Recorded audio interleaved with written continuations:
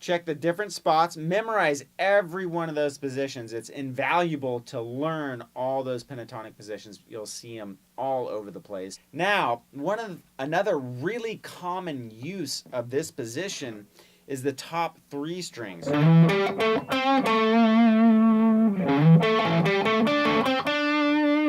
So I'm doing that stacking. And it's a good place to segue from position 3 to position 4. So we can go.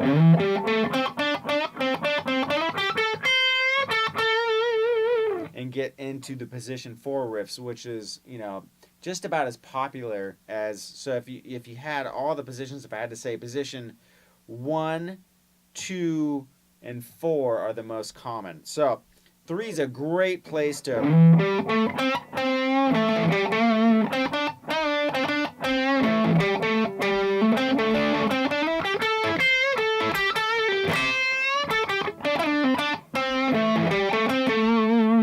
our A is right here on the 12th fret of the A string. So use those top 3 strings, the E, the A, and the D.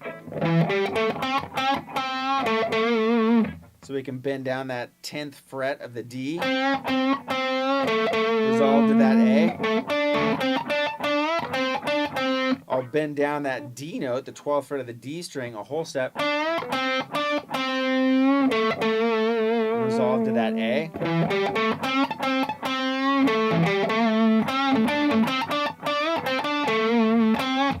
You can also slide into position 4. So we got D's a good sliding string.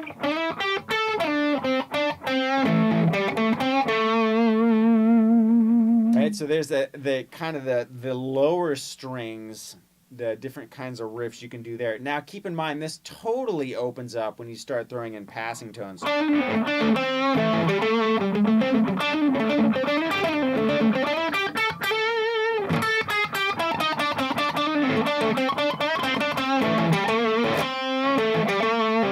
Right, and start throwing in all that other kind of stuff right there. But right now we're sticking strictly to just minor pentatonic. Now, position 4.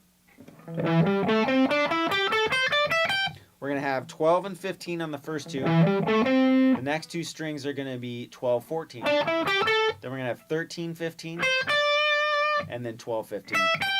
Now, I would say the G string down gets used the most. You got to bend into A. You can do that cool bend. That's just bending up the G, or I'm sorry, the B 15th fret. And then I'm going to grab with my pinky, or if you're bending with your second finger, your third finger, to grab the high E of the same fret.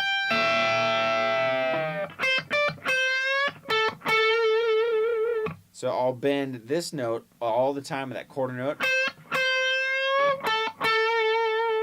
We got an A right there. So we got an A here, and then a bending up to the A.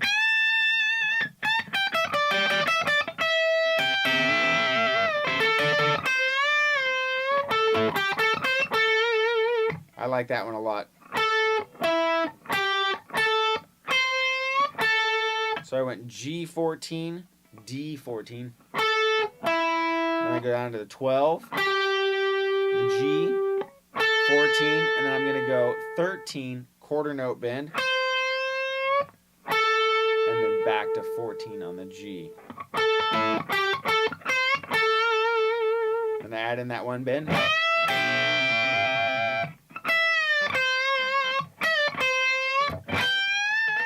So what I did there is I bent up, release, that's 15, B, do our quarter note bend, and then 15E. Or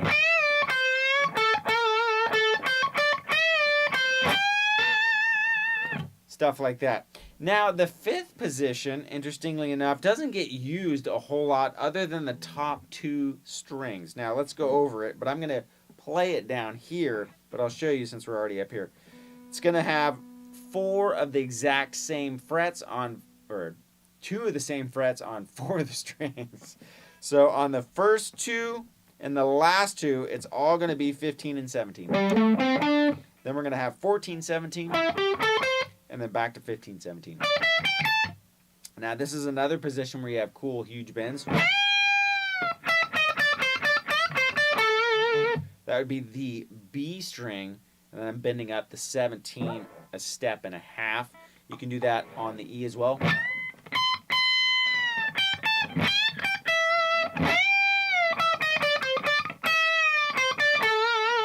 Right, so you can do those huge bends. You can bend that kind of stuff on the middle part. But let's go down here. This is really where a lot of that ZZ Top kind of stuff comes in.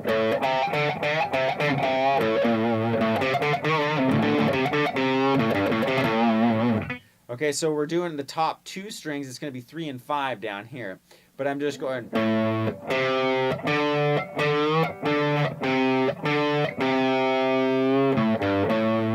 Again.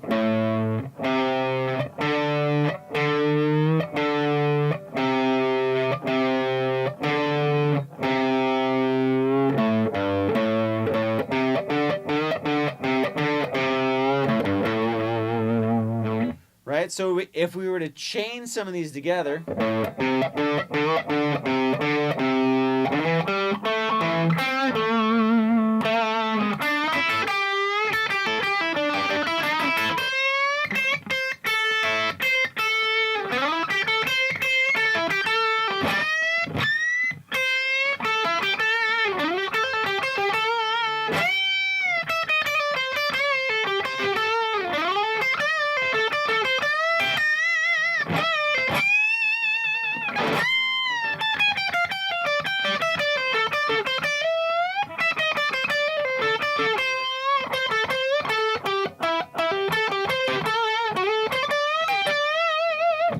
Right? And so that's how you would kind of chain the stuff together. You can go all the positions and do those typical runs.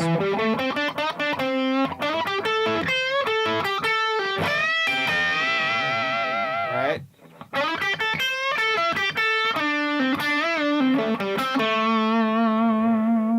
And do all that kind of stuff. Now, later on in the game, when you start adding the passing tones,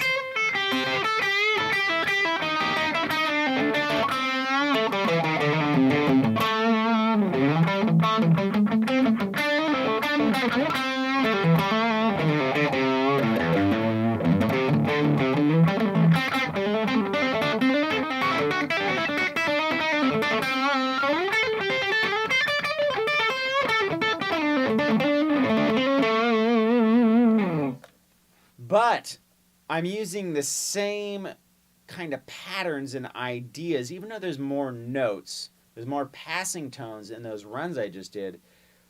I'm using the same basic ideas, the same spots that I would have.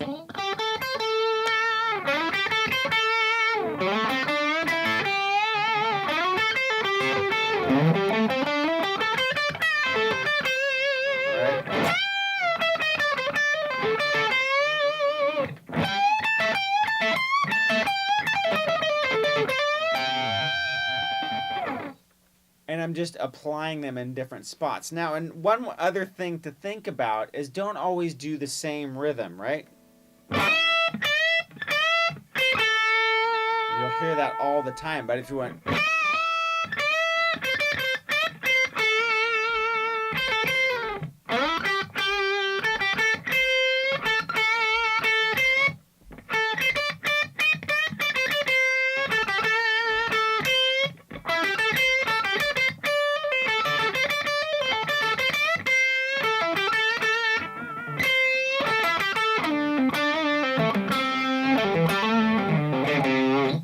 and you mix up the timing so it doesn't sound like one long run with no difference in the time, right?